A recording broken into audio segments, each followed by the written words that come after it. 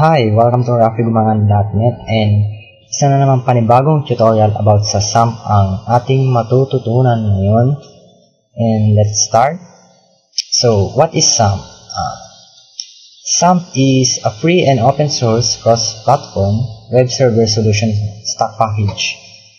Para to sa kung gusto mong itry yung webpage mo, pwede mong gamitin ang SAMP, parang local web server lang. Ang SAMP is free. Pwede mo itong i-download sa apachefriends.org. Ito mga 100 MB lang siya. 100 MB plus. And try natin install siya. So, follow the instruction carefully. I have here the SAMP installer and right-click natin. Then, run as administrator. And wait lang natin mag-load.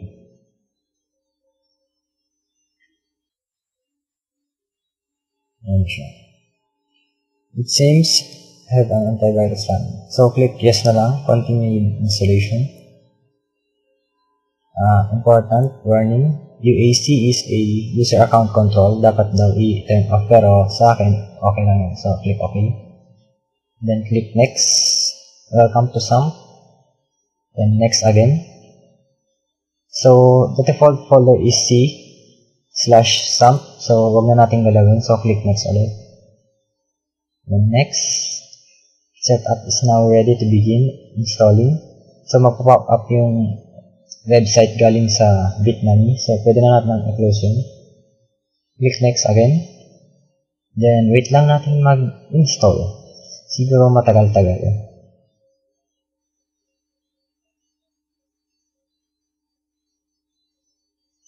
Habang nag-install kayo, wag kayong gumawa ng kung ano mang makakapag-interface sa installing. Kasi pwede siyang mag-hang o pwede rin mag-error.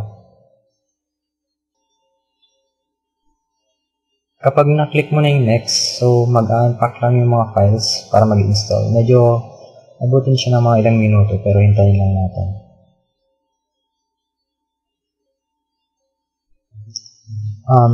Siguro after mga 5 minutes, mangangalahati pa lang yung installer natin pag i-install. So, medyo matagal din. So, kailangan natin hintayin. Pag malapit na yung unpacking ng files, magpa-pop up ulit yung website ng Bitnami. So, pwede lang natin naman i-close yun eh. Kunyari ito. Wala kang internet connection. So, unpacking files pa lang yun. So, wait lang ng mga...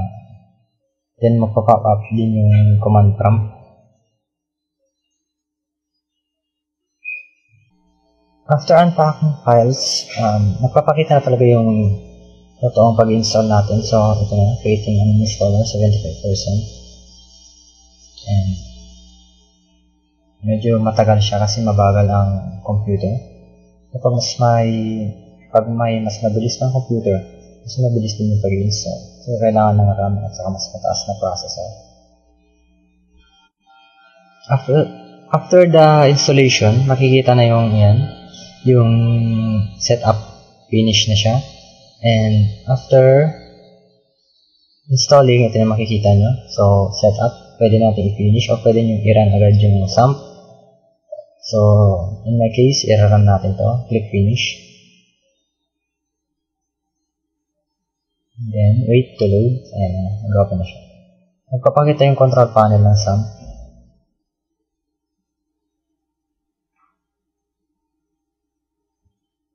Medyo matagal nga lang.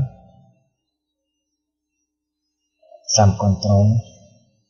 Nag-initialize pa lang yung mga ano. And ito na.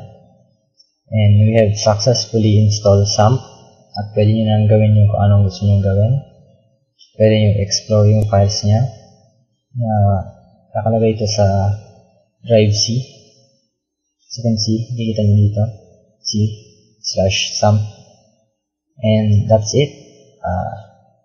That is how to install SAMP and sana naintindihan nyo.